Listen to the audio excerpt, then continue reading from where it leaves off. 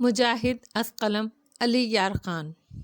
Beirut پہنچ کر آپ ایک مخصوص پتے پر جائیں گے جو میں آپ کو بتا دوں گا۔ وہاں سے آپ کو تنظیم کے رہنماؤں تک پہنچا دیا جائے گا۔ اور آپ لوگ، میں نے جذباتی لہجے میں پوچھا، ہم جب کسی مشن پر نکلتے ہیں تو یہ سوچ کر نکلتے ہیں یہ ہماری زندگی کا آخری مشن ہے۔ اس کے بعد اگر زندگی بچ جاتی ہے تو اسے خوش بختی تصور کیا جاتا ہے۔ اس بار بھی ایسی ہی صورتحال ہے۔ ہم لوگ اردن کی طرف سے نکلنے کی کوشش کریں گے۔ موت کی خونی ہاتھوں سے محفوظ رہے تو کہیں نہ کہیں آپ سے ملاقات ہو ہی جائے گی۔ کام آ گئے تو ہمارے لیے دعائے مغفرت کرتے رہیے گا۔ یہ کہتے کہتے محمود جالوت کی آواز جذباتی ہو گئی تھی۔ اس آہنی انسان کے چہرے پر احساس کے گہرے سائے لرز رہے تھے۔ لیکن مسٹر جالوت، میں کچھ کہنا چاہتا تھا مگر جالوت نے میری بات کاٹ دی۔ اس کی گنجائش نہیں ہے مسٹر علی، براہ کرم ہم سے تعاون کریں۔ مجبوراً میں خاموش ہو گیا۔ گزرنے والا ہر لمحہ سنسنی خیز تھا اور ایک ایک پل کسی خوفناک حادثے کا منتظر تھا۔ نہ جانے کیا ہونے والا تھا۔ 7:40 پر ان مسافروں کو نیچے اتار لیا گیا جنہیں آزادی دی جانے والی تھی۔ دوسرے مسافر اپنے انجام سے بے خبر تھے۔ ہاورڈ کو طیارے میں پہنچا دیا گیا۔ اچانک 7:45 پر صورتحال بدل گئی۔ 9 افراد برق رفتاری کے ساتھ طیارے کی طرف بڑھتے ہوئے نظر آئے۔ روشنیاں ان کا احاطہ کیے ہوئے تھیں۔ ان میں 8 افراد وہ قیدی تھے جنہیں تل ابیب جیل سے رہا کیا گیا تھا، اور ان کے ساتھ ایک اسرائیلی میجر تھا جو مسافروں کی رہنمائی اور رہائی کی نگرانی کرنے اور دوسرے معاملات طے کرنے آیا تھا۔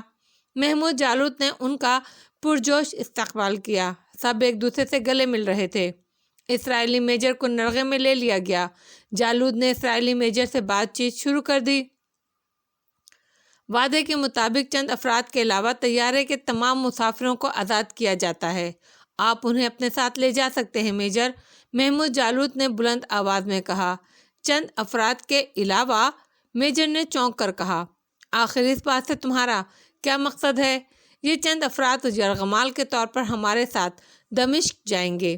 یہ طیارہ ہمیں دمشق پہنچا دے گا، وہاں سے اسے تیل دیا جائے گا اور یرغمال مسافروں سمیت اسے بیروت جانے کی اجازت دے دی جائے گی۔ یہ لوگ کون ہوں گے؟ ہم نے ان کا انتخاب کر لیا ہے۔ امریکن CIA کا ایک رکن اولیو ہاورڈ اور اس کے 3 ساتھی، میکائل ہارکر کی بیٹی اینی پارکر اور 2-3 تاجر جن کا تعلق بیروت سے ہے۔ دیر کرنا بے مقصد ہوگا۔ میں مطلوبہ افراد کے سوا تمام مسافروں کو جہاز سے باہر بھیجتا ہوں۔ آپ انہیں لے جانے کی تیاریاں کریں۔ مسافر اپنا سامان بیروت سے حاصل کر سکیں گے کیونکہ اسے اتارنے کا وقت نہیں ہے۔ میجر خاموش ہو گیا۔ ظاہر ہے کسی سلسلے میں حیل و حجت کا امکان نہیں تھا۔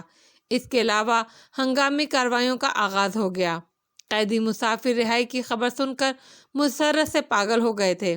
وہ بے تحاشا نیچے اتر کر دوڑ رہے تھے۔ پھر آن کی آن میں طیارہ خالی ہو گیا۔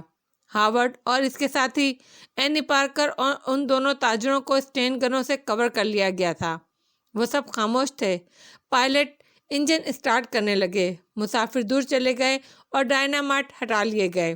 اس طرح 56 گھنٹے کے بعد طیارہ ایک بار پھر فضا میں بلند ہو گیا۔ ہائی جیکرز اور وہ مسلمان قیدی جو رہا ہو کر آئے تھے بے حد مسرور تھے۔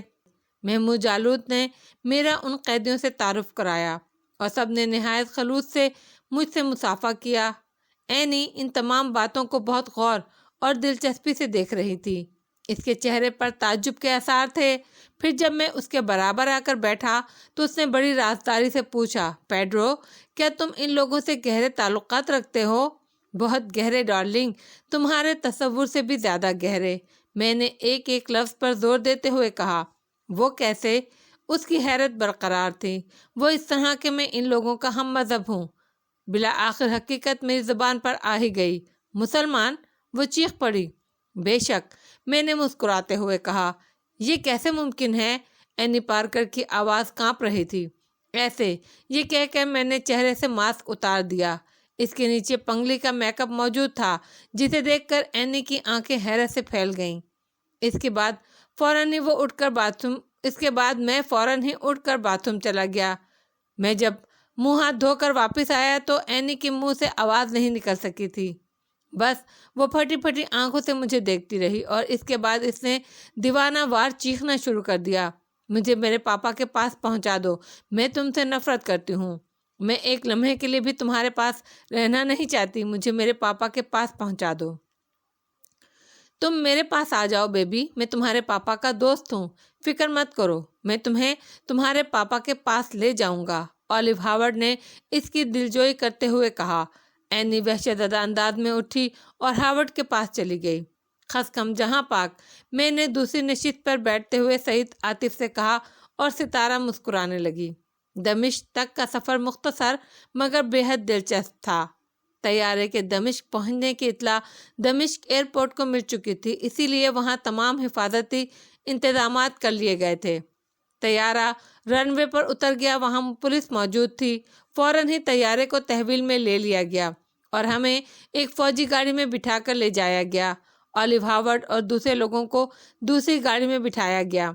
जिस इमारत में हमें ले जाया गया था वो बेहद कुशादा और ख़ूबसूरत थी। यहाँ हमारे लिए तमाम आसाइश फराहम की गई थी। मैं उन लोगों के दरमियान अगर इतना खुश था कि बयान नहीं कर सकता था। हमें एक मखसूस हद में सैर व तफरीह की इजाज़त थी। यहाँ के अखबारात हमारे बारे में तफसीलात शाया कर रहे थे और चूँकि ये अखबारात अरबी में थे, इसीलिए आम तौर से कोई ना कोई मुझे पढ़कर सुना देता था। मिस्टर पार्कर दमिश्क आकर एनी को अपने साथ ले गए थे। ऑलिव हावर्ड और इसके साथी दोबारा लंदन रवाना हो गए थे। हुकूमत अमेरिका ने दरख्वास्त की थी कि उसके मुजरिम को उसके हवाले किया जाए, मगर हुकूमत शाम ने इस सिलसिले में माजरत कर ली थी और कहा था फ़लस्तीनी नौजवान अली यार खान को अपने साथ बैरूत ले जा रहे हैं, इसलिए हुकूमत शाम अमरीकी हुकूमत का ये मुतालबा पूरा नहीं कर सकती। 10 दिन तक हम लोगों को दमिश्क में रखा गया। इसके बाद हमारी बैरूत रवानगी का इंतहाई खुफिया तौर पर बंदोबस्त कर दिया गया। सितारा कैफ को खसूसी तौर पर मेरा साथी बनाया गया था और मेरे चेहरे पर इंतहाई महारत से मेकअप कर दिया गया था ताकि बैरूत अगर एयरपोर्ट पर मुझे किसी खतरे से दो चार ना होना पड़े। सितारा कैफ का मेकअप अजीब था। उसने एक दरमियानी उम्र की औरत का रूप धारा था। मैं जिस वक्त बैरूत एयरपोर्ट पर उतरा, मेरी मुसर्रतें इंतहा को पहुंची हुई थीं। मैंने अपनी मंजिल का पहला मरहला सर कर लिया था। यहाँ आने की ख्वाहिश न जाने कब से मेरे सीने में मौजूदन थी। यहाँ आकर मैं अपने उस मिशन का आगाज़ करना चाहता था जो खून की तरह मेरे जिस्म में गर्दिश कर रहा था। बैरूत एयरपोर्ट पर हमें कोई मुश्किल पेश नहीं आई, हालांकि मैं और सितारा अच्छी तरह जानते थे कि हमारे दुश्मन लम्हा लम्हा ताक़ुब में होंगे। मुमकिन है CIA के किसी एजेंट ने जो बैरूत में मौजूद था दिन रात हमारी आमद की निगरानी की हो और इस वक्त भी वो हमारे एतराफ़ में फैले हुए हों, लेकिन हुकूमत शाम ने हमारे साथ भरपूर ताउन किया और ख़ुद हमारी निगरानी के लिए भी चंद अफराद उसी तैयारे से सफ़र करवाए। ख़ास तौर पर मेरा मसला ज़रा उलझा हुआ था, इसीलिए इस सिलसिले में इन्हें बहुत ज़्यादा मोहतात रहना पड़ा। बैरूत पहुंचकर हम लोग एक टैक्सी में रवाना हुए।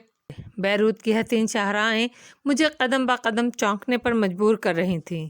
शाम की धुंधलाहटें फैलती जा रही थीं और हम अपनी मंजिल की जानिब रवां दवा थे। इब्राहिम अल आसिफ स्टोर्स बहुत बड़ा स्टोर था। इसके सामने टैक्सी रुकी और हम उतरकर अंदर दाखिल हो गए। बज़ाहिर हम ख़रीदारी में मसरूफ़ थे, लेकिन हमारी निगाहें बाहर का जायज़ा ले रही थीं। फिर भी इंतहाई कोशिश के बावजूद हमें कोई ऐसा मशकूक शख्स नज़र नहीं आया जिसके बारे में ये शुबा किया जा सकता कि वो हमारी निगरानी कर रहा है।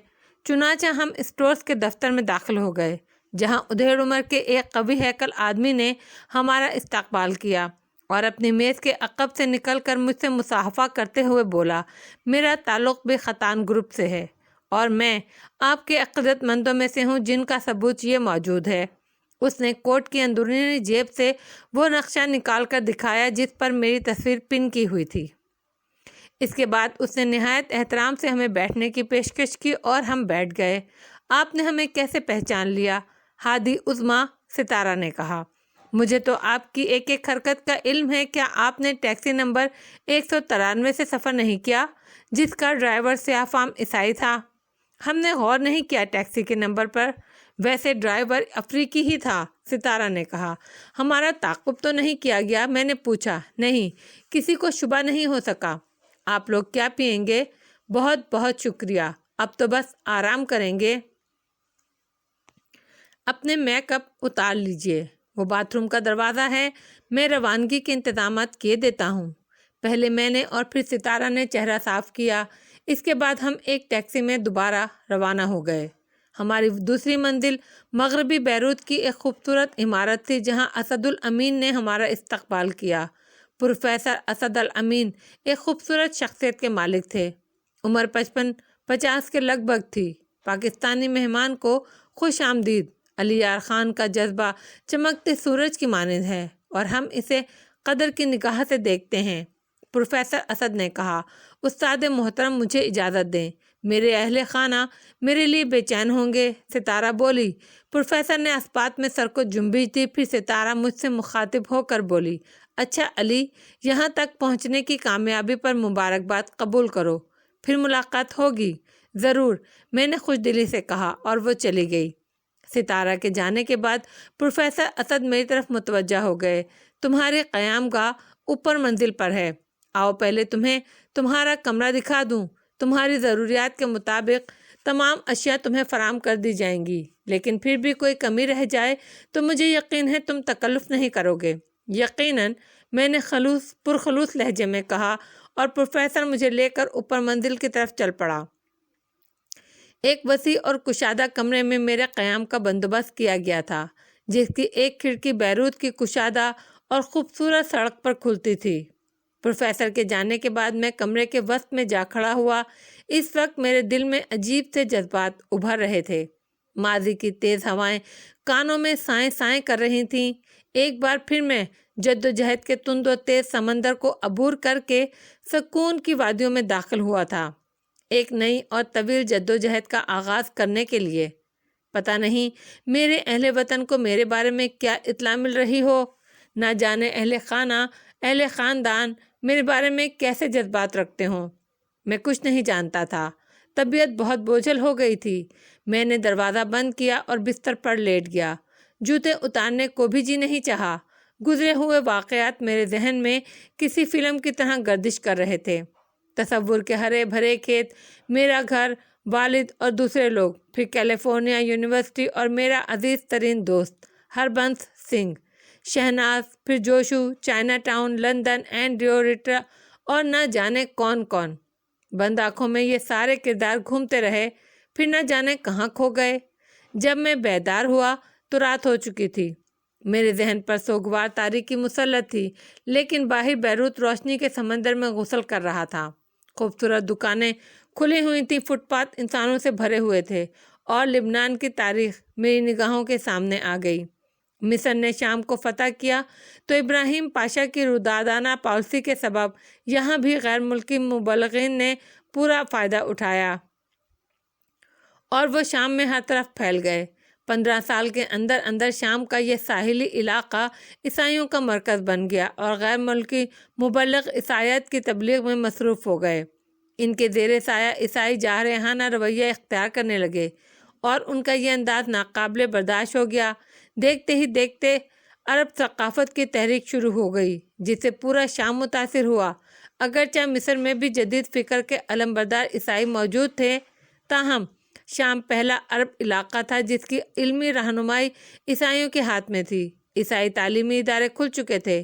ابراہیم پاشا جب تک شام میں رہا، اس کے طاقتور ہاتھ نے عیسائی آبادی کو دبائے رکھا، لیکن جب مصری افواج شام سے رخصت ہوئی اور عثمانی حکام نے نظم و ضبط سنبھالا تو مقامی باشندوں اور عیسائیوں کے درمیان پہلا تصادم ہوا۔ لبنان کو 2 الگ الگ اضلاع میں تقسیم کر دیا گیا۔ ایک ضلع میں عیسائیوں کی اکثریت تھی اور دوسرے ضلع میں مسلمانوں کی۔ تاہم جو آگ مبلغین نے بھڑکا دی تھی وہ ان اصلاحات سے بھی نہیں بجھ سکی۔ فرانس اور انگلینڈ اس آگ کو ہوا دینے میں آگے آگے مصروف تھے اور لبنان میں مداخلت کا بہانہ تلاش کر رہے تھے۔ پھر فسادات ہوئے جنہوں نے جلد ہی قتل و غارت گری کی صورت اختیار کر لی۔ استنبول سے سلطان نے اپنے وزیر خارجہ کو بھیجا، جس نے انتظامیہ میں نئی تبدیلیاں کیں اور چند سال سکون سے گزر گئے۔ آخرکار پیمانہ صبر چھلک گیا اور عیسائی دیہاتوں پر حملے شروع ہو گئے۔ ان حملوں میں کسانوں نے اپنے ہم قوم زمینداروں کا ساتھ دیا۔ خون ریز لڑائیاں ہوتی رہیں۔ ترک فوجیں حرکت میں آ گئیں، مگر دونوں قوموں میں نفرت کی آگ اس انتہا کو پہنچ گئی تھی کہ ترک سپاہی بھی اس آگ سے محفوظ نہیں رہ سکے۔ کئی مقامات پر وہ حملہ آوروں سے مل گئے۔ نتیجتاً عیسائیوں کو سخت نقصان اٹھانا پڑا۔ رفتہ رفتہ یہ آگ دوسرے شہروں میں بھی پھیل گئی، یہاں تک کہ دمشق بھی اس کی لپیٹ میں آ گیا۔ یورپی طاقتوں میں خصوصاً فرانس اور برطانیہ اپنا مقصد حاصل کر چکے تھے۔ انہوں نے فوراً بحری جہاز شام کے سمندر میں بھیج دیے اور آخر میں فرانسیسی فوج بیروت میں اتر گئی۔ سلطان نے اپنے ایک وزیر فواد پاشا کو وسیع اختیارات دے کر بھیجا۔ یورپی طاقتوں کے نمائندے بیروت میں جمع ہو چکے تھے اور فواد پاشا پر زور دے رہے تھے کہ وہ لبنان کو باقی ملک سے کاٹ کر ایک الگ صوبے کی حیثیت دے دے، ایک ایسی حکومت قائم کرے جس میں عیسائیوں کو مسلمانوں کے برابر کی نمائندگی حاصل ہو اور قبائلی سرداروں سے اختیارات چھین لیے جائیں۔ فواد پاشا کے لیے اس دباؤ کے سامنے جھک جانے کے سوا کوئی چارہ نہ تھا۔ اس نے لبنان کا نظام حکومت نئے خطوط پر استوار کر دیا۔ حکومت کا سربراہ عیسائی گورنر تھا جو کونسل کے نمائندوں کی مدد سے حکومت چلاتا تھا۔ اس نظام حکومت نے آگے چل کر مزید وسعت اختیار کی اور شام مستقل طور پر 2 صوبوں میں تقسیم ہو گیا، ایک لبنان اور دوسرا شام۔ دونوں صوبوں پر ایک ایک گورنر جنرل مقرر ہو گیا۔ اس کے بعد سے لبنان کے حالات اسی طرح چلے آ رہے تھے اور نفرت کی یہ آگ کبھی کسی موسم میں بھی سرد نہیں ہوئی بلکہ بڑھتی ہی رہی، اور لبنان بار بار تعمیر و تباہی کے مراحل سے گزرا۔ آج بھی بیروت بدستور بارود کے ڈھیر پر تھا۔ میں نے لبنان کی تاریخ کے بارے میں جتنا کچھ پڑھا تھا اس کا خلاصہ یہی تھا۔ ابھی میرے خیالات ماضی کی شاہراہوں پر بھٹک ہی رہے تھے کہ عقب سے مجھے دروازہ کھلنے کی آواز سنائی دی اور ایک شخص نے اندر جھانکا۔ آپ جاگ گئے مسٹر علی؟ اجنبی نے مجھ سے پوچھا۔ کچھ لوگ آپ کا انتظار کر رہے ہیں۔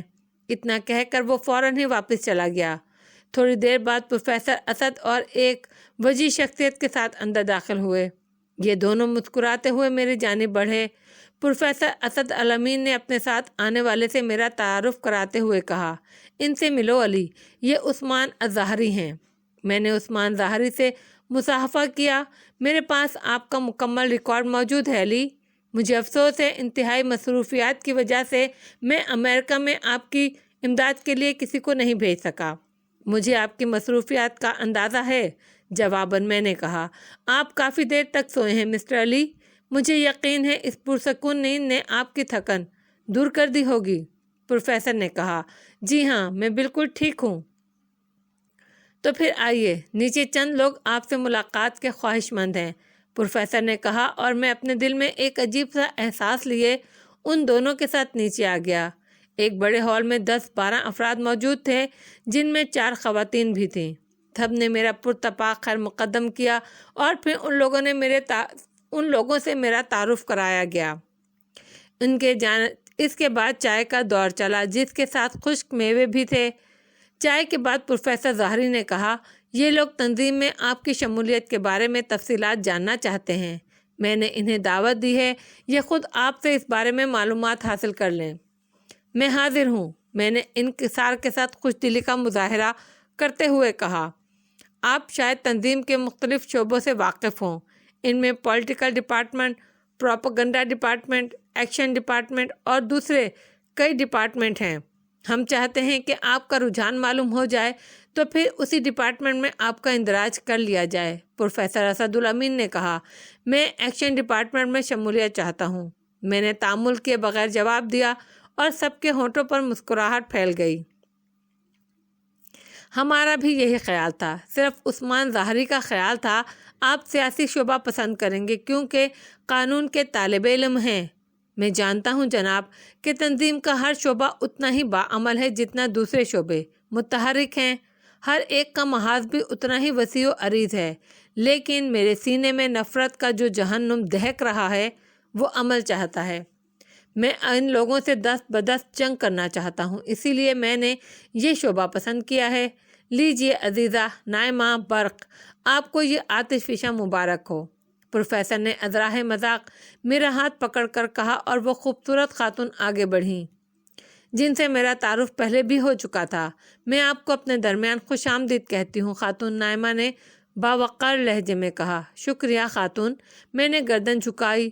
پروفیسر اسد نے نائمہ برق کے بارے میں بتایا کہ وہ تربیتی شعبے کی سربراہ ہیں اور مجھے ان کی زیر نگرانی تربیت حاصل کرنا تھی۔ ان لوگوں نے مجھے جس قدر اہمیت دی تھی وہ بڑا حیرت ناک عمل تھا، کیونکہ ان کے درمیان تو ایک سے ایک نمایاں شخصیت موجود تھی۔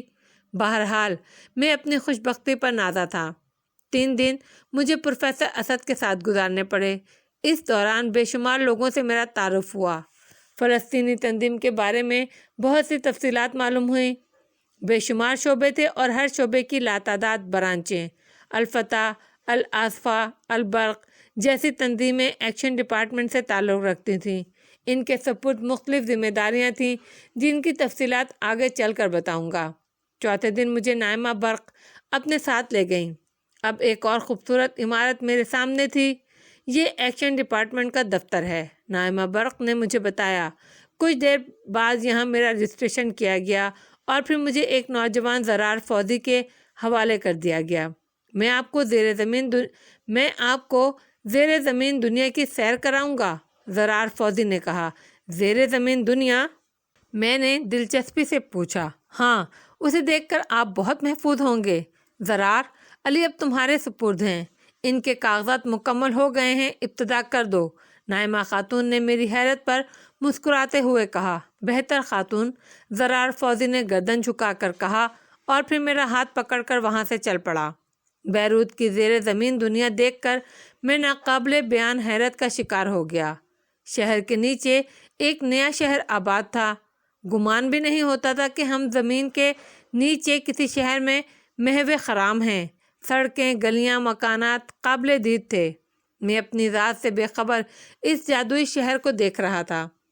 وسیع مکانات کے سامنے بورڈ لگے ہوئے تھے۔ یہ سارے کے سارے تربیتی اسکول تھے، نظریاتی تربیت، جسمانی تربیت اور روحانی تربیت۔ اس کارخانہ حیات نے عقل کو چکرا کر رکھ دیا تھا۔ مجھے اس کا گمان بھی نہیں تھا کہ یہاں یہ سب کچھ موجود ہوگا۔ کافی دیر تک ہم اس انوکھے شہر میں گھومتے رہے، پھر ایک خوبصورت ریسٹوران کے احاطے میں داخل ہو گئے جہاں کرسیاں پڑی ہوئی تھیں، لیکن یہ سیلف سروس ریسٹوران تھا۔ بس کاؤنٹر پر ایک لڑکی اور 2 مرد موجود تھے۔ زرار فوزی نے ایک ٹرے اٹھائی اور ان لوگوں کے پاس پہنچ گیا۔ پھر وہ مشروبات کی 2 بوتلیں اور عمدہ قسم کے سینڈوچ کی ایک پلیٹ لے کر میرے پاس آ گیا۔ میں نے گہری سانس لے کر بے تکلفی سے کھانا شروع کر دیا۔ کیسا لگا یہ شہر؟ فوزی نے ایک سینڈوچ دانتوں سے کاٹتے ہوئے کہا۔ بس الف لیلا کا کوئی افسانوی خط معلوم ہوتا ہے، میں نے مشروب کا ایک گھونٹ لیتے ہوئے کہا۔ اس الف لیلوی شہر کی تکمیل کے لیے سینکڑوں انسانوں نے اپنی زندگی قربان کی ہے۔ یہ ان کے عزائم کی زندہ کہانی ہے، زرار فوزی نے کہا۔ یقیناً دشمنوں کے دل میں بیٹھ کر یہ کام آسان نہیں تھا، میں نے اعتراف کیا۔ ایک طویل عرصے کی مشقت کے بعد اسے تعمیر کیا گیا ہے۔ اس کے لیے بڑے بڑے انوکھے طریقے اختیار کیے گئے ہیں۔ 20 مجاہد صرف اس کے نقشے لینے اور اس کی تکنیک سے واقفیت حاصل کرنے کے لیے 3 سال تک ویتنام میں مقیم رہے۔ ویتنامی گوریلوں کے شانہ بشانہ جنگ کرتے رہے۔ اور ان کے نقشے ویتنام سے کیوں لیے گئے؟ ہاں، وہاں ان لوگوں نے کئی زمین دوست شہر بنائے تھے اور وہاں سے اپنی طویل جدوجہد کا آغاز کرتے تھے۔ ہم نے یہ خیال انہی سے لیا کیونکہ ہمیں یقین تھا کہ ہماری جدوجہد بھی طویل ہوگی۔ ایسے دوسرے شہر بھی تعمیر کیے جا رہے ہیں۔ دراصل ہماری جنگ صرف اسرائیل سے نہیں ہے۔ اسرائیل کیا حیثیت رکھتا ہے اگر اسے یورپی طاقتیں اور امریکہ کی پشت پناہی حاصل نہ ہو؟ تو شاید یہ کہانی بہت پہلے ختم ہو چکی ہوتی۔ ویتنامیوں کو صرف امریکہ سے جنگ کرنی پڑی تھی، لیکن ہم لوگ کئی بڑی طاقتوں کے خلاف نبرد آزما ہیں، پھر بھی ہم مایوس نہیں ہیں۔ مایوسی ہمارے مذہب میں کفر ہے، میں نے اپنے سر کو جنبش دیتے ہوئے کہا۔ تھوڑی دیر کے بعد ہم وہاں سے اٹھ گئے۔ جب ہم باہر نکلنے لگے تو میں نے تعجب سے پوچھا، ہوٹل کا بل نہیں دو گے فوزی؟ بل کسے دیا جائے گا؟ اس نے ہنستے ہوئے کہا۔ پھر وہ مجھے وہاں کے نظام کے بارے میں بتانے لگا۔ تمام سیاسی تربیتی کام یہاں ہوتے ہیں۔ بے شمار لوگ اس شہر میں مصروف رہتے تھے اور ان کی ضرورتوں کے لیے ایسے کئی ریسٹوران اس شہر میں جگہ جگہ قائم کیے گئے تھے تاکہ ضروریات کی جستجو میں مجاہدین کا وقت برباد نہ ہو۔ یہ لوگ رضاکارانہ طور پر ان ریسٹورانوں میں ایک ایک گھنٹہ کام کرتے تھے۔ ڈیوٹیاں ہر گھنٹے کے بعد بدلتی رہتی تھیں۔ ان کاموں میں برتن صاف کرنا، عمارت کی صفائی، شہر کی صفائی، غرض کچن کے سبھی کام شامل تھے۔ اجناس اور ضروریات کی دوسری چیزیں تنظیم فراہم کرتی تھی۔ پھر بل وغیرہ کیسا؟ بات سمجھ میں آ گئی تھی۔ میں ہر نئے لمحے ہر نئی حیرت سے دوچار ہو رہا تھا۔ در حقیقت یہ ماحول طلسمی ماحول محسوس ہو رہا تھا۔ نہ جانے کتنا وقت گزر گیا۔ فوزی شاید خود بھی تھک گیا تھا۔ خاتون نائمہ برق نے میری ڈیوٹی لگائی ہے کہ تمہارے کام کی ابتدا کر دی جائے۔ رجسٹریشن ہو چکا ہے تمہارا۔ اب یہ بتاؤ تربیتی پروگرام کب سے شروع کرو گے؟ فوزی نے کہا۔ کسی بھی وقت، مجھے اس پر کوئی اعتراض نہیں، میں نے جواب دیا۔ فی الحال آج تو آرام کرو، میرا خیال ہے کل صبح ہم اپنے کام کا آغاز کر دیں گے، فوزی نے کہا اور میں نے سر تسلیم خم کر دیا۔ پھر ہم اس زیر زمین شہر سے باہر نکل آئے۔ نائمہ برق کی رہائش گاہ میں میرے لیے جو کمرہ مخصوص کیا گیا تھا میں نے اس میں قیام کیا۔ رات کا کھانا نائمہ برق اور کچھ دوسرے لوگوں کے ساتھ کھایا گیا۔ کھانے کے دوران دلچسپ گفتگو ہوتی رہی۔ بہت سے موضوعات زیر بحث آئے اور میں نے بھی اس میں حصہ لیا۔ بس یہی محسوس ہوتا تھا جیسے دیرانہ شناساؤں کے درمیان بیٹھا ہوں۔ ذرا بھی اجنبیت کا احساس نہیں ہوتا تھا۔ سب کے سب بے تکلفی سے اس طرح گفتگو کر رہے تھے جیسے ایک ہی خاندان کے افراد ہوں۔ پھر کچھ دیر بعد ہم لوگ اپنی اپنی خوابگاہوں میں چلے گئے۔ میں نرم و گداز بستر پر لیٹا مستقبل کے بارے میں غور کرتا رہا۔ زیر زمین شہر میرے دل میں ہلچل مچائے ہوئے تھا۔ ویتنامی گوریلوں نے اپنی نصف زندگی آزادی کی جدوجہد میں صرف کر دی تھی اور بالآخر انہوں نے آزادی کا تاج پہن لیا تھا۔ فلسطینی بھی اپنی آزادی کی جدوجہد میں مصروف تھے۔ ممکن ہے یہ جدوجہد طویل ہو جائے مگر مغربی طاقتوں نے عربوں کے سینوں میں جو خنجر گھونپا تھا اس زخم سے بہنے والے لہو کے ایک ایک قطرے کا حساب انہیں اسی طرح چکانا ہوگا جس طرح امریکہ نے ویتنام میں یہ حساب چکایا ہے۔ پھر میں ان تربیتی اسکولوں کے بارے میں غور کرتا رہا جن سے مجھے دوچار ہونا تھا، یہاں تک کہ سوچتے سوچتے میری آنکھ لگ گئی اور میں گہری نیند سو گیا۔ دوسرے دن صبح کو ناشتے سے فارغ ہونے کے بعد زوار فوزی میرے پاس آیا اور بڑے والہانہ انداز میں بولا، کیا حال ہے علی؟ بالکل ٹھیک، میں تمہارا ہی انتظار کر رہا تھا، میں نے جواب دیا اور ہم دونوں کمرے سے باہر نکل آئے۔ کچھ دیر بعد ہم دوبارہ اس زیر زمین شہر میں داخل ہو گئے۔ سرنگوں کے جال جا بجا بچھے ہوئے تھے، نہ جانے یہ شہر کہاں سے کہاں جاتا تھا۔ پھر میں ٹریننگ اسکولوں کے سلسلے کی جس پہلی عمارت میں داخل ہوا وہ دفاتر کی عمارت تھی۔ یہاں مجھے ایک چوڑے چہرے والے شخص کے سپرد کر دیا گیا جس کا نام حماد نوری تھا۔ حماد نوری نے رجسٹر میں میرے متعلق ضروری تفصیلات درج کیں۔ اس کے بعد مجھے بتایا گیا کہ تقریباً 15 دن تک مجھے صرف نظریاتی لیکچر دیے جائیں گے اور فلسطین کے سلسلے میں ہونے والی سازش کی تشریحات کی جائے گی۔ ممکن ہے مسٹر علی آپ تاریخ فلسطین سے بخوبی واقف ہوں، لیکن یہ نظریاتی پروگرام ہماری تربیت کا ایک مخصوص حصہ ہے۔ اس طرح آپ کو نہ صحیح ہمیں مطمئن ہونے کا موقع ملتا ہے اور ہم یہ جان جاتے ہیں کہ جو شخص ہم میں شامل ہوا ہے وہ ہمارے مقاصد سے کس حد تک واقف ہے اور خود اس کے نظریات ہمارے نظریات سے کس حد تک ملتے ہیں۔ حماد نوری نے وضاحت سے کہا۔ مجھے اعتراض نہیں ہے حماد، میں ہر طرح تیار ہوں، میں نے پرجوش لہجے میں کہا۔ تو پھر یہاں دستخط کر دیجئے۔ حماد نوری نے رجسٹر کی طرف اشارہ کیا۔ میں نے دستخط کر دیے۔ اس کے بعد زرار فوزی چلا گیا اور میں اس پہلے تربیتی اسکول میں قیام پذیر ہو گیا جس میں ایک باقاعدہ ہاسٹل بھی تھا۔ اس ہاسٹل میں نوجوان لڑکے اور لڑکیاں ایک ساتھ رہتے تھے۔ نہایت خوشگوار ماحول تھا یہاں کا۔ پھر بھی زندگی چند اصولوں کی پابند تھی۔ مثلاً صبح میں بستر چھوڑ دینا ہوتا تھا اور اپنے سارے کام اپنے ہاتھوں سے کرنے ہوتے تھے۔ گویا یہاں سے ہمیں ذمہ داریوں کا احساس دلایا جاتا تھا۔ ہر کام کا ایک وقت مقرر تھا، اس سے کوئی شخص بھی گریز نہیں کر سکتا تھا۔ روزانہ کلاس لگتی اور بڑے بڑے اساتذہ ہمیں تاریخ فلسطین کے موضوع پر طویل لیکچر دیا کرتے تھے۔ اگر ہم بحیرہ روم کی جانب سے فلسطین کی طرف جائیں تو پہلے تنگ ساحل میدان نظر آئے گا، پھر فلسطینی پہاڑوں کا سلسلہ شروع ہو جائے گا جو شمال جنوب میں دور تک چلا گیا ہے۔ ان پہاڑوں کے مشرق میں ایک گہری اور تنگ وادی شروع ہو جاتی ہے جس کے بیچوں بیچ دریائے اردن بل کھاتا ہوا بہہ رہا ہے۔ یہ وادی دوسری جانب پھر سے بلند ہونے لگتی ہے اور ڈھلوان اور سنگلاخ پہاڑوں میں ڈھل جاتی ہے۔ ان پہاڑوں کے بالائی ڈھلوانوں پر کوئی 15 میل کی چوڑائی میں چھوٹے چھوٹے دیہات، باغات اور صنوبر کے درخت پھیلے ہوئے ہیں۔ یہی پہاڑ مشرق کی جانب بالکل غیر محسوس طور پر صحرا کی صورت اختیار کر لیتے ہیں۔ یہ صحرائے شام ہے جو تقریباً 500 میل دور فرات سے جا ملا ہے۔ اردن کی مملکت کو دریا کے مشرق میں پھیلی ہوئی نصف وادی پہاڑی سلسلے اور شامی صحرا کے کچھ حصے پر مشتمل ہے۔ دریائے اردن کے مشرقی کنارے سے شامی صحرا کا کل فاصلہ 150 میل بنتا ہے۔ 1914 سے پہلے عرب ممالک عثمانی سلطنت میں شامل تھے، لیکن ترکوں کا اقتدار صرف شہروں تک محدود تھا۔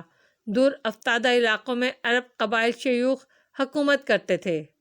یہ قبائل عموماً آپس میں جنگ و جدل ہی کرتے رہتے تھے۔ 1915 میں شریف مکہ حسین نے برطانیہ سے سمجھوتا کر کے ترکوں کے خلاف بغاوت کر دی۔ اس کا بیٹا فیصل جنرل ایمن بی کی فوج کے دوش بدوش ترکوں سے لڑا۔ ان خدمات کے عوض عربوں سے وعدہ کیا گیا کہ جنگ کے خاتمے پر ایک آزاد ریاست عرب مملکت قائم کر دی جائے گی۔ اس عرب سلطنت کی آزاد سرحدیں بھی طے کر دی گئیں، لیکن بعد میں انگریز اس سمجھوتے سے پھر گئے۔ 21 نومبر 1917 کو اعلان جاری کیا گیا کہ جس میں فلسطین کو یہودیوں کا وطن بنانے کی حمایت کی گئی۔ شام پر معاہدے کے مطابق امیر فیصل کو حکومت کرنا تھی، مگر اس پر فرانس نے قبضہ کر لیا۔ دمشق پر فرانس کے قابض ہو جانے کے بعد اردن میں 1 سال تک افراتفری رہی۔ مرکزی حکومت کا سرے سے کوئی وجود ہی نہیں تھا۔ پھر برطانوی حکومت نے شریف مکہ کے بیٹے امیر فیصل کے بھائی عبداللہ کو اردن کا حکمران بنانے پر رضامندی کی اور اس نے 1921 میں حکومت قائم کر لی اور اپنی فوج عرب لیجن کا کمانڈر کیپٹن پیک کو بنایا۔ 1939 میں فلسطینی عربوں کے باغی گروہ شمالی اردن میں گھسنے کی کوشش کرنے لگے۔ اپریل 1939 میں فلسطین میں عربوں کی بغاوت ختم ہو چکی تھی۔ بغاوت کے رہنما مفتی اعظم فلسطین سید امین الحسینی تھے۔ فلسطینی عرب اکثریت کی مرضی کے خلاف یہودی تارکین وطن کے امڑتے ہوئے سیلاب کے سامنے مزاحمت کرتے تو انہیں بزور طاقت کچل دیا جاتا۔ مفتی صاحب کی مخالفت بھی ہوئی اور اس بغاوت کے دوران ہی وہ فلسطینی سے چھپ کر نکلے اور بیروت چلے گئے۔ پھر بیروت سے بغداد پہنچے۔ ستمبر 1939 میں دوسری عالمی جنگ چھڑی تو اس وقت عرب لیجن 1350 مضبوط سپاہیوں پر مشتمل تھی۔ ان میں سے 1000 اقرا جوان پولیس سے تعلق رکھتے تھے۔ صرف 350 جوان فوجی خطوط پر صرف 1 سال پہلے فلسطینی مجاہدین کو اردن میں داخل ہونے سے روکنے کے لیے منظم کیے گئے تھے۔ جنگ چھڑتے ہی امیر عبداللہ نے برطانیہ کی حمایت کا اعلان کر دیا اور سنگین صورتحال ابھر کر سامنے آ گئی۔ جرمن اور اطالوی کمیشن شام، لبنان کی فرانسیسی فوج اور انتظامیہ کی نگرانی کرنے کے لیے بیروت اور دمشق پہنچ گئے۔ اپریل 1941 میں رشید الگیانی نے عراقی حکومت کا تختہ الٹ دیا اور عراق کا کمتن بادشاہ پناہ لینے کے لیے عمان پہنچا۔ اب عراق، شام اور لبنان دشمن کے قبضے میں تھے۔ ادھر سے جرمن اور اطالوی افواج مغربی صحرا سے مصر کی طرف بڑھ رہی تھی۔ اردن کی کوئی حیثیت نہیں تھی۔ برطانیہ دنیا بھر میں اکیلا رہ گیا تھا۔ ان مایوس لمحوں میں امیر عبداللہ نے برطانیہ کی حمایت کی۔ یقیناً جواں مردی کا کام تھا۔ ایک چھوٹا سا برطانوی دستہ عراق کی طرف روانہ ہو گیا، مقصد برطانوی فضائیہ کے اڈے ہبانیہ کو مدد پہنچانا تھا۔ عرب لیجن کی موبائل فورس بھی ساتھ تھی۔ ہبانیہ کا محاصرہ ٹوٹ گیا۔ اس مختصر سی فوج نے بڑے کارہائے نمایاں انجام دیے۔ بغداد نے ہتھیار ڈال دیے۔ حاجی امین فرار ہو کر برلن چلے گئے۔ نازی فتح یاب ہوئے تو یہودی اپنے ناپاک عزائم میں کبھی کامیاب نہ ہوتے، لیکن جرمنوں کو شکست کے بعد تشدد اور خون ریزی کا آتش فشاں پھٹ پڑا۔ یہودیوں کی خفیہ تنظیمیں سرگرم عمل ہو گئیں۔ ان میں سب سے بڑی تنظیم ارگون تھی۔ پولینڈ کا ایک یہودی مناہم بیگن اس کا سرغنہ تھا۔ یہ شخص 1942 میں فلسطین پہنچا تھا۔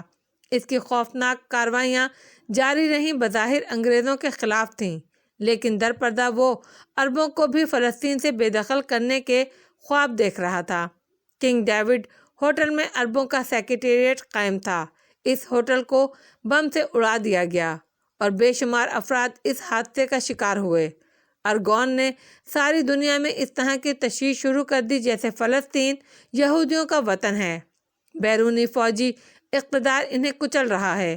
برطانیہ نے وطن چھوڑ کر آنے والے یہودیوں کو فلسطین میں آباد کیا تھا۔ انہیں عربوں کے خلاف تحفظ دیا، لیکن بن گوریون نے برطانیہ ہی کو یہودیوں کا دشمن نمبر 1 قرار دیا۔ امریکہ کو اپنی مدد پر آمادہ کر لیا۔ اینگلو امریکن کمیٹی بنی اور ناکام ہو گئی۔ برطانوی وزیر خارجہ نے شکست قبول کر لی اور برطانیہ کے فلسطین سے نکل جانے کا فیصلہ ہو گیا۔ یہودیوں نے برطانوی اقتدار کو شکست دے کر عربوں کے خلاف کام شروع کر دیا۔ انہیں امریکی مدد حاصل تھی۔ عربوں کی آواز دبا دی گئی۔ عرب لیجن، جس نے اس دوران حالات کی نزاکت کو محسوس کر کے خود کو طاقتور بنانے کی کوشش کی تھی، یہودیوں کے مقابل آ گئی۔ جنگ ہونے لگی، لیکن برطانیہ امریکہ کے سامنے جھک گیا۔ حکومت برطانیہ نے عرب لیجن میں کام کرنے والے برطانوی فوجیوں کو واپسی کا حکم دیا اور اسی واپسی سے عربوں کی کمر ٹوٹ گئی۔ پھر بھی عرب لیجن جنگ کرتی رہی۔ جدید ہتھیاروں کے مقابلے میں اسے ناکامی سے دوچار ہونا پڑا۔ لدہ اور رملی پر یہودیوں کا قبضہ ہو گیا۔ شام سرحدوں سے آگے نہ بڑھ سکا اور اس طرح امریکی امداد سے اسرائیل مکمل طور پر وجود میں آ گیا۔ اسرائیلی پناہ گزینوں کا سیلاب امٹ پڑا اور اس طرح فلسطینیوں سے ان کا وطن چھین لیا گیا۔ 15 دن کی نظریاتی تربیت کے دوران ذہن کی حالت عجیب رہی۔ عرب تاریخ اپنی تلخ روایات کے ساتھ نگاہوں کے سامنے آئی تھی۔ عرب تاریخ پر دل خون رو جاتا تھا۔ در حقیقت اگر طاغوتی قوتیں عربوں کے خلاف جمع نہ ہو جاتی تو عربوں کو شکست ناممکن تھی۔ اس تربیت میں میرے ساتھ بے شمار طلبہ تھے جن سے میری دوستی ہو چکی تھی۔ ہم لوگ اکثر ساتھ رہتے تھے۔ ایک پورا خاندان اس تربیت میں شامل تھا۔ ایک معمر بزرگ، 2 نوخیز لڑکیاں اور 3 نوجوان لڑکے۔ ان کا جوش قابل دید تھا۔ صدف العیش اس خاندان کی رکن تھیں۔ رحیم العیش کی بیٹی، جو جنون کی حد تک وطن پرست تھی۔ میں نے ایک بار بھی اس کے ہونٹوں پر مسکراہٹ نہیں دیکھی۔ وہ دوسروں کی طرف متوجہ ہونے کی عادی نہیں تھی، صرف اپنے کام سے کام رکھتی تھی۔ میں نے کبھی اسے کسی سے گفتگو کرتے نہیں دیکھا، جبکہ اس کی دوسری بہن شیخہ ہنسمکھ اور خوش مزاج تھی۔ لیکن اس شام میں اپنے کمرے میں بیٹھا ایک میگزین دیکھ رہا تھا کہ صدف اندر آ گئی۔ میں اسے دیکھ کر سنبھل گیا۔ ہیلو صدف، میں نے نہایت شائستہ لہجے میں کہا۔ تم پاکستانی ہو؟ اس نے میرے قریب بیٹھتے ہوئے پوچھا۔ ہاں، پاکستان میرا وطن ہے۔ اس کے لہجے کی اپنائیت پر مجھے شدید حیرت تھی۔ آخر کون سا جذبہ تمہیں وطن سے دور ہمارے درمیان لے آیا ہے؟ اس نے سوال کیا۔ صرف جذبہ ایمانی۔ میں فلسطینیوں کے مقاصد سے متاثر ہوں اور ان کے شانہ بشانہ جنگ کرنے کا عزم لے کر آیا ہوں۔ جبکہ امریکہ میں تم قانون کے طالب علم تھے۔ ہاں، میں نے ایک مستقبل کے خواب دیکھے تھے اور انہی خوابوں کی تکمیل میں مصروف تھا، لیکن اس کے بعد میں نے ایک اور خواب دیکھا۔ وہ خواب میرے مستقبل کے سارے خوابوں سے حسین تھا۔ پھر میں اس خواب کی تعبیر کے حصول کے لیے یہاں تک پہنچ گیا۔ مجھے تمہارے اس جذبے سے عشق ہے۔ میں اسی طلسم میں گرفتار ہو کر تمہارے پاس آئی ہوں۔ میں تمہیں خوش آمدید کہتا ہوں صدف، لیکن میری کہانی تم نے کہاں سے سن لی؟ میں نے مسکراتے ہوئے پوچھا۔ خطان کے گروہ کا ایک فرد سفیان، وہ اپنے دوستوں کو تمہارے بارے میں بتا رہا تھا۔ اس کے پاس تمہارا ترتیب دیا ہوا نقشہ موجود ہے۔ میں نے اسی سے ساری تفصیلات سنی۔ مجھے اپنے وطن کی کہانیاں سناؤ، میں تمہارے بارے میں زیادہ سے زیادہ جاننا چاہتی ہوں۔ تم بہت جذباتی لڑکی معلوم ہوتی ہو صدف۔ اگر انسان جذبات سے دور ہٹ جائے تو پتھر اور انسان میں کیا فرق رہ جاتا ہے؟ وہ بولی۔ اس میں کوئی شک نہیں ہے صدف، یہ جذبات ہی تو انسان کے سینے میں محبت کے گلزار کھلاتے ہیں۔ میرا وطن پاکستان اور اس کے ایک صوبے میں میرا چھوٹا سا شہر قصور، جس کے سرسبز و شاداب کھیت آج بھی میری آنکھوں میں لہلہاتے ہیں، مجھے اپنے اس وطن سے بھی بے پناہ محبت ہے۔ وہاں وہ لوگ بستے ہیں جنہوں نے میری پرورش کی ہے، وہ لوگ جنہوں نے مجھے جنم دیا ہے۔ میرے کھیتوں کے درمیان پھیلی ہوئی پگ ڈنڈیاں اور ان کے اختتام پر سرسبز و شاداب درخت، باغ جن کے درختوں پر چڑھ کر میں نے بچپن گزارا، مجھے سب کچھ یاد ہے، مگر میں نے ایک مقصد کے لیے اپنی تمام یادوں کو فراموش کر دیا ہے۔ جب تم اپنے آزاد وطن میں آباد ہو جاؤ گی صدف، تو میں اپنے اس چھوٹے سے شہر میں واپس چلا جاؤں گا، سینے میں محبت اور اخوت کے وہ جذبے لے کر جو انسانیت کی تکمیل کرتے ہیں۔ میں پھر سے اپنی وادیوں میں لوٹ جاؤں گا، اور جب بھی مجھے تمہارا خیال آئے گا تو سکون کا ایک سمندر میرے سینے میں موجزن ہو جائے گا۔ میں سوچوں گا کہ ایک اچھائی کے حصول کے لیے میری اپنی خدمات بھی شامل ہیں۔ صدف، میں تمہیں تمہارا وطن دلانے کے لیے آیا ہوں۔ میری دعا ہے کہ میں اس کوشش میں اگر کامیاب ہو جاؤں، اگر اس میں میری جان بھی چلی جائے تو میں اسے اپنی خوش بختی تصور کروں گا۔ اس آزادی کے لیے مجھ جیسے ہزاروں نوجوان اپنے خون کا ایک ایک قطرہ بہا دیں گے، اور یہ کوشش کریں گے کہ تم لوگوں کو تمہارا وطن واپس مل جائے۔ صدف کی آنکھوں سے آنسو بہنے لگے۔ ہاں، مجھے بھی اپنا وطن یاد ہے۔ بہت چھوٹی سی تھی میں جب میرے ماں باپ میری انگلی پکڑ کر وطن سے نکلے تھے اور ہم نہ جانے کہاں کہاں بھٹکتے پھرتے رہے۔ مجھے بھی اپنا گھر کا وہ چھوٹا سا آنگن یاد ہے جہاں ایک درخت تھا۔ میں نے فیصلہ کیا ہے علی کہ میں اس گھر کے حصول کے لیے اپنے خون کا ایک ایک قطرہ بہا دوں گی۔ میں ہر قیمت پر اسے آزاد کراؤں گی، مگر فی الوقت میری ایک خواہش ہے۔ وہ کیا؟ میں نے پوچھا۔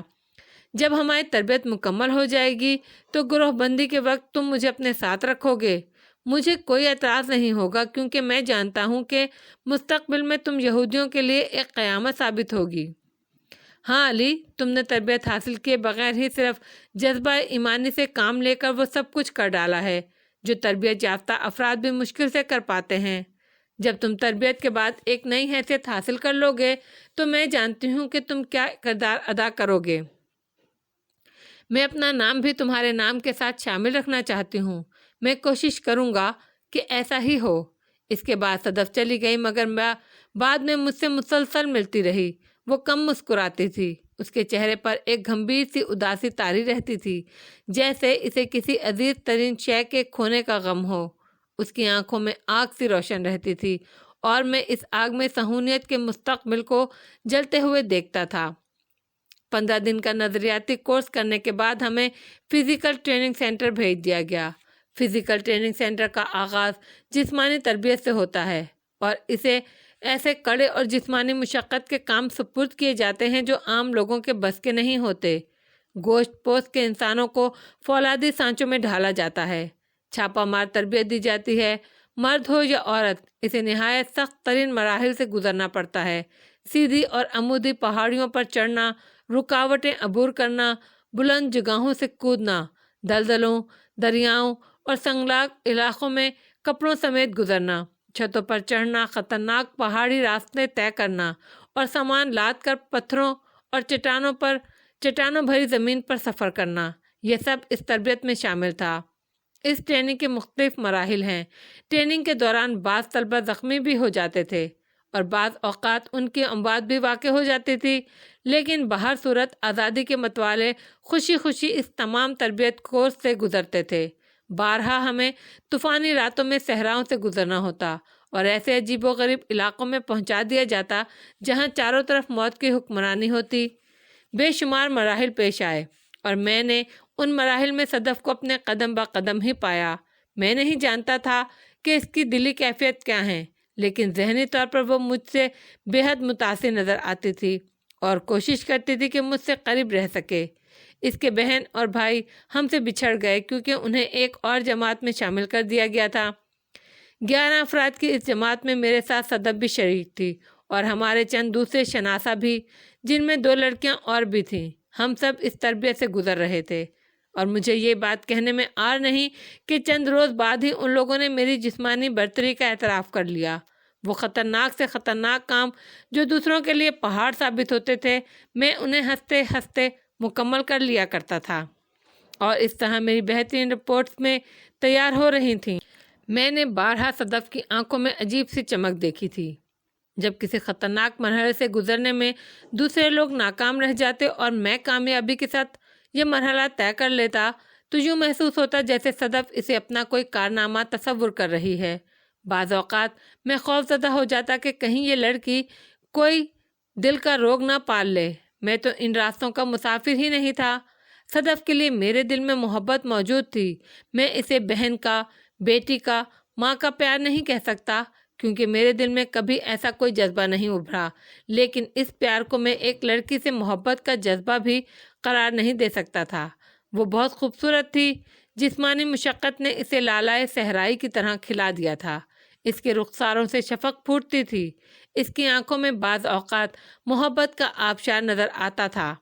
اس جذبہ بے اختیار کی میں نے کبھی پذیرائی نہیں کی تھی۔ میں اسے محبت سے دیکھتا تھا، لیکن اس جذبے میں کوئی کھوٹ نہیں تھی۔ جسمانی ٹریننگ ختم ہوئی تو ہمیں جوڈو اور کراٹے کے فن سیکھنے کے لیے بھیج دیا گیا۔ مردوں کو باکسنگ اور کشتی بھی سکھائی جاتی تھی۔ ویسے جوسٹو، باکسنگ اور کشتی کے فنون خاصی دلچسپی کا باعث تھے۔ 3 ماہ تک ہم ان کی ٹریننگ لیتے رہے اور ہم یہاں بھی نمایاں کامیابیاں حاصل کرتے رہے۔ اس کے بعد آتشی اسلحہ، ریوالور، پستول، رائفل، مشین گن چلانے کی باری آتی ہے۔ اسلحے کا استعمال ہر فرد کے لیے جاننا ضروری ہے۔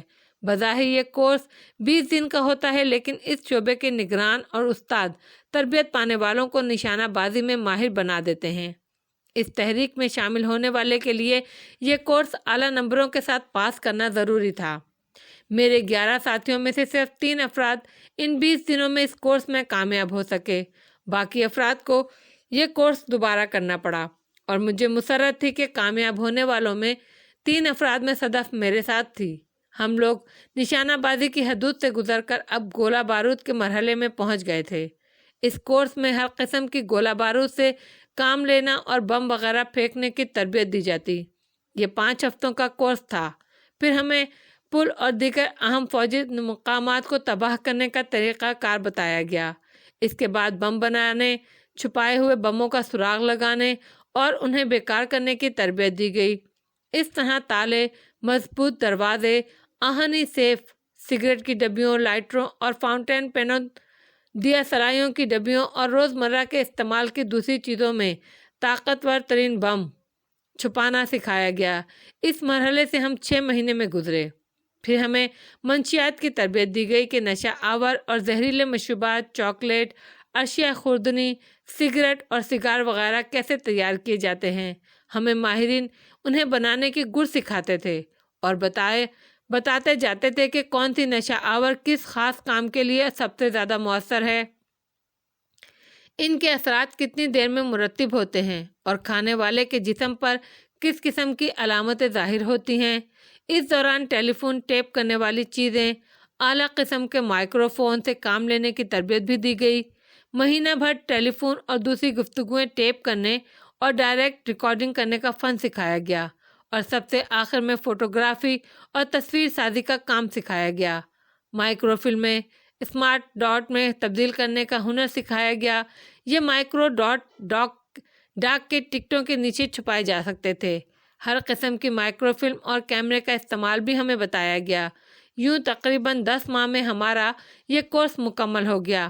اتنی طویل اور سخت ٹریننگ کے بعد بھی اگر ہمارے ممتحن مطمئن نہ ہوتے تو ہمیں دوبارہ ان تمام چیزوں کو سیکھنے پر مجبور کیا جاتا تھا تاکہ کسی مرحلے پر ہمیں ناکامی سے دوچار نہ ہونا پڑے۔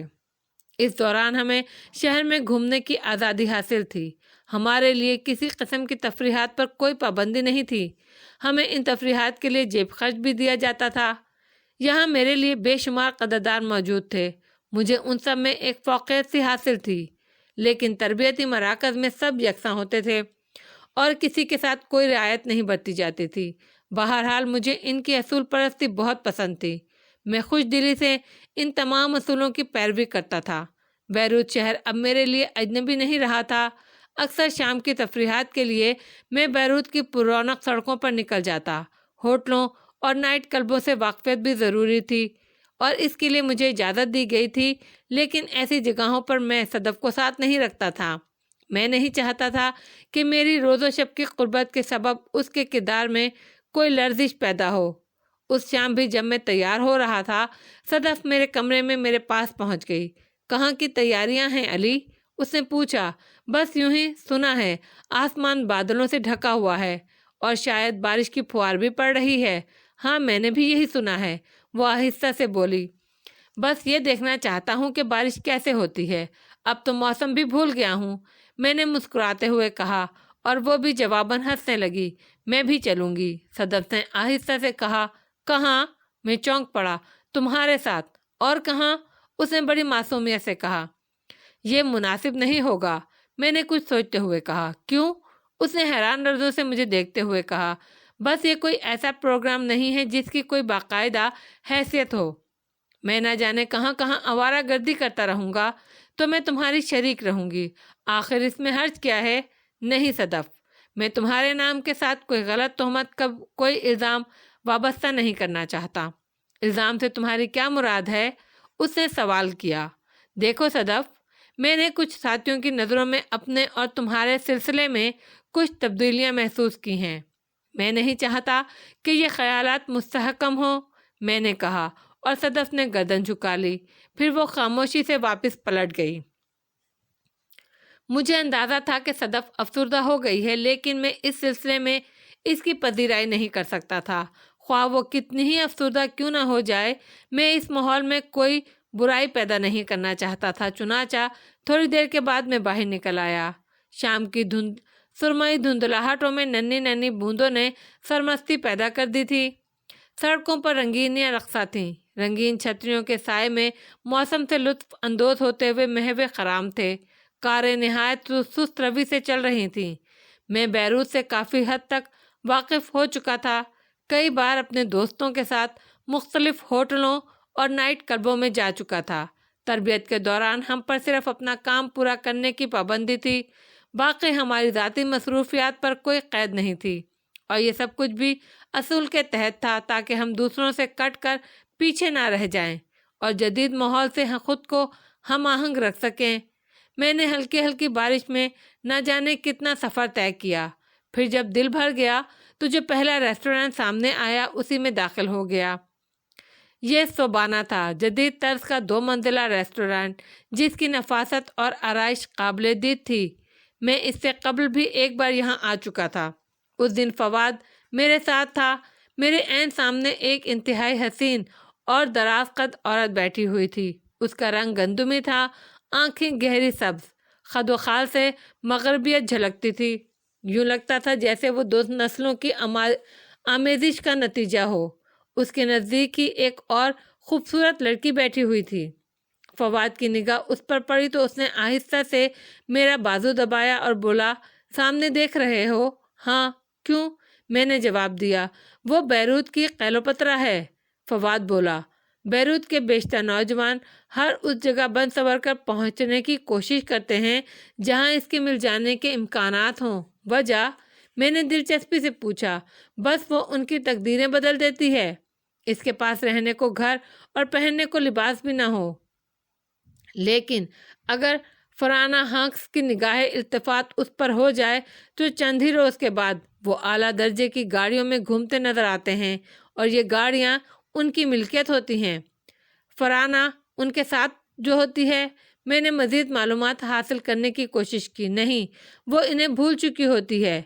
इसकी यादाश्त बहुत कमज़ोर है। उन नौजवानों के साथ चंद हफ्ते गुजारने के बाद वो इनसे अजनबी हो जाती है اور انہیں پہچاننے سے انکار کر دیتی ہے۔ اس وقت کوئی دوسرا نوجوان اس کے ساتھ ہوتا ہے۔ خوب، کیا وہ بہت دولت مند ہے؟ میں نے پوچھا۔ بے اندازہ دولت کی مالک، ایک بگڑی ہوئی رئیس زادی۔ میرے نزدیک تو وہ قابل نفرت ہے، میں نے ہونٹ سکیڑ کر کہا، اور فواد ہنسنے لگا۔ صرف تمہارے لیے، ورنہ دوسرے لوگ تو اس سے گفتگو کرنے کو بھی اپنی زندگی کا سب سے بڑا اعزاز سمجھتے ہیں۔ فواد کے ہونٹوں پر مسکراہٹ بدستور تھی۔ چھوڑو فواد، مجھے اس کے تذکرے سے کوئی دلچسپی نہیں ہے۔ میں تمہاری خشک مزاجی کو محسوس کر رہا ہوں، لیکن میرے خیال میں یہ تلخیاں زندگی کے لیے مناسب نہیں ہیں۔ کیوں؟ میرے لہجے میں شدید حیرت تھی۔ سنگلاخ چٹانوں میں بھی کبھی کبھی کوئی انتہائی خوشنما پھول اگ آتا ہے اور بڑے بھرے لگتا ہے۔ فواد بولا، ہاں ایسا ہوتا ہے، لیکن میری فطرت کچھ مختلف ہے فواد۔ میں نے زمانہ طالب علمی میں بھی کبھی ان حالات سے متاثر ہونے کی کوشش نہیں کی۔ یوں کہہ سکتے ہو کہ میرے اندر وہ جذبہ ہی موجود نہیں۔ بہرحال یہ غیر فطری بات ہے، فواد بولا۔ کیوں؟ میں نے اکتا کر سوال کیا۔ رزم اور بزم ساتھ ساتھ رہیں تو کسی ایک چیز سے اکتاہٹ نہیں ہوتی۔ انسان بعض اوقات یکسانیت کا شکار ہو کر اپنی صلاحیتیں گم کر دیتا ہے۔ ممکن ہے ایسا ہی ہو، مگر ابھی تو میری عملی زندگی کا آغاز بھی نہیں ہو رہا۔ ویسے اگر کبھی یکسانیت سے اکتا گیا تو تمہاری شاگردی اختیار کر لوں گا، میں نے کہا، اور فواد ہنسنے لگا۔ آج سوہانہ میں داخل ہوا تو فواد کی باتیں یاد آ گئیں۔ نگاہ سامنے اٹھی تو فرانہ موجود تھی، اسی دوسری لڑکی کے ساتھ جو اس دن بھی اس کے ہمراہ تھی۔ ایک لمحے کے لیے طبیعت تقدر کا شکار ہو گئی، لیکن پھر میں خود کو اس سے بے تعلق کر کے ایک میز پر جا بیٹھا۔ کافی میزیں بھری ہوئی تھیں اور لوگ خوش گپیوں میں مصروف تھے۔ ٹرالیاں گردش کر رہی تھیں، نقرئی کہے کھنک رہے تھے۔ موسم نے لوگوں کو محصور کر دیا۔ فرانہ میرے ذہن سے نکل گئی۔ میں جیب سے سگریٹ نکال کر جلانے لگا، پھر سگریٹ کے ایک کش نے مجھے سکون بخشا۔ میرے ذہن میں یادوں کی ہوائیں چلنے لگیں، اور پھر میں تصورات کے سہارے اپنے وطن کی آغوش میں پہنچ گیا، جہاں کی بارش کیا کیا حشر سمانیاں لاتی تھی۔